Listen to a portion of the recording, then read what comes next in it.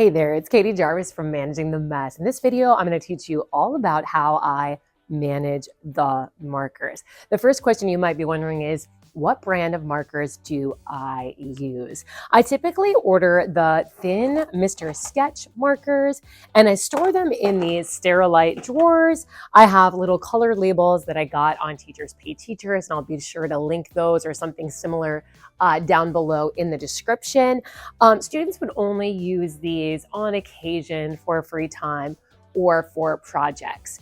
My project markers are typically these nicer markers. So I put them in these Sterilite bins that do snap shut very tightly, so that if one of the markers happens to have the lid left off of it, the markers do not die out as quickly.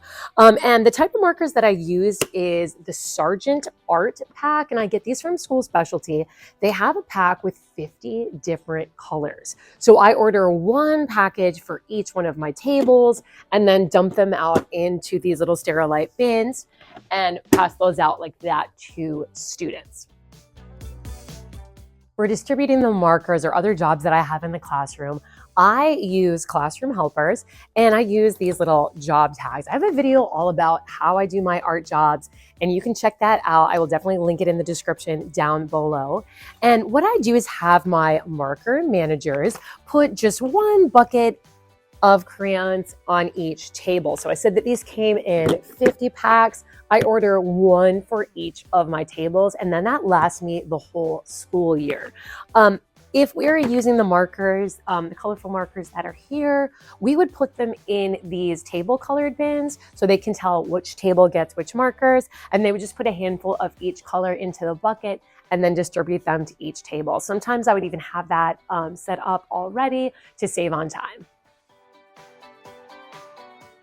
So how do I get kids to care for the markers? Well, all of my students, I would teach them how to use the markers.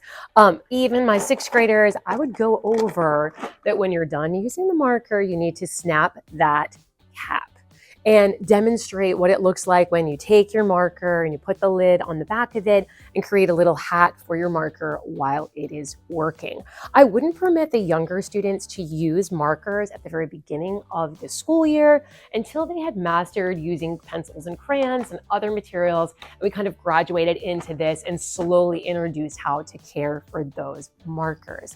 I also, as a job when we are cleaning up, regularly will have students go back and check the markers. So we are knowing that we are not leaving a bunch without the lids on, we're not leaving things that are a mess. That is part of our regular cleanup, that students know and they can see our system of how to care for this, and they're helping me to put those markers back. It's a great idea to keep a little box with extra lids so that if there is a marker that is found without a lid on it, students can easily rescue that marker and find another lid that will work. At the end of each quarter, I give my students a Ketchup and Pickle day where they get to pick and choose, have a little bit of free time. And of course, many students enjoy coloring. So I would put my nice markers away on those days, and I get out our leftover markers from the past school year.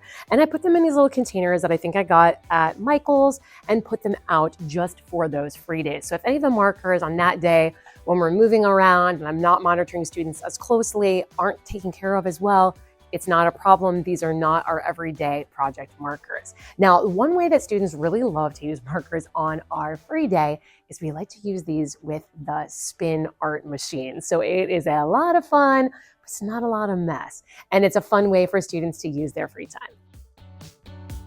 If I'm teaching my students marker techniques, I give them a chart of the different techniques that I'd like to see them use in their artwork. And in my lesson, I would demonstrate how each one of these is done, but then give them something to reference after the fact that they can look at. And then I would give them a blank chart to complete themselves. So this gives them a little bit of practice and confidence before they use this in their project. I use a very similar idea when I'm using crayons, and I have a video called Managing the Crayons where I show that as well. So for contour or outline, I would be drawing a shape and then adding in an outline. And it doesn't have to be a black outline, it can be a colored outline.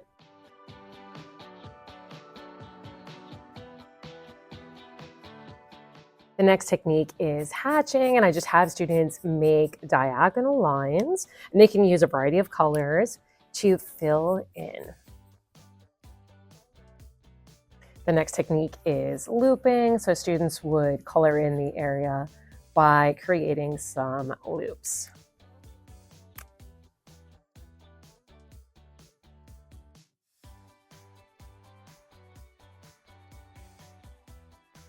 Next is cross hatching. So they would do the hatching like we had done there above.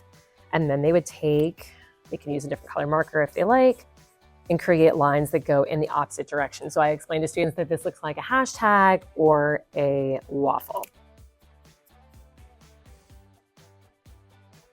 The next technique is stippling. So students would simply color in the area by using lots of little dots. The last technique is patterning. So I have students lay down some color and then create patterns over top with different colors of markers.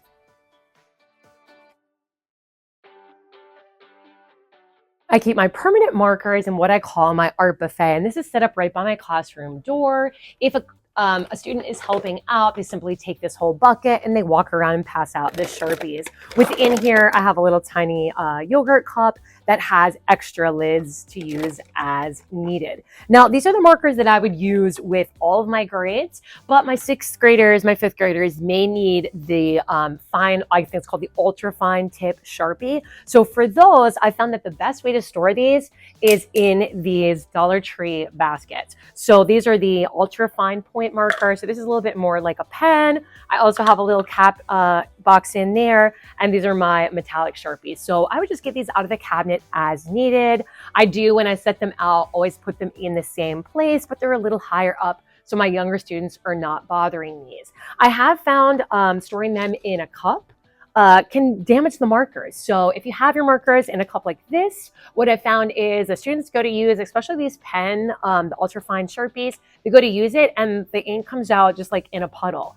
If you store them upside down, the markers tend to seem as though they're dried out even when they're brand new. So it's best if you can to store your markers flat. This is a part of a larger series about managing all different things within my art room. So make sure you check out my playlist that I'm going to link here at the end. If you have other ideas for things you'd like to see me manage in the art room, make sure you leave a comment down below. And thanks for watching.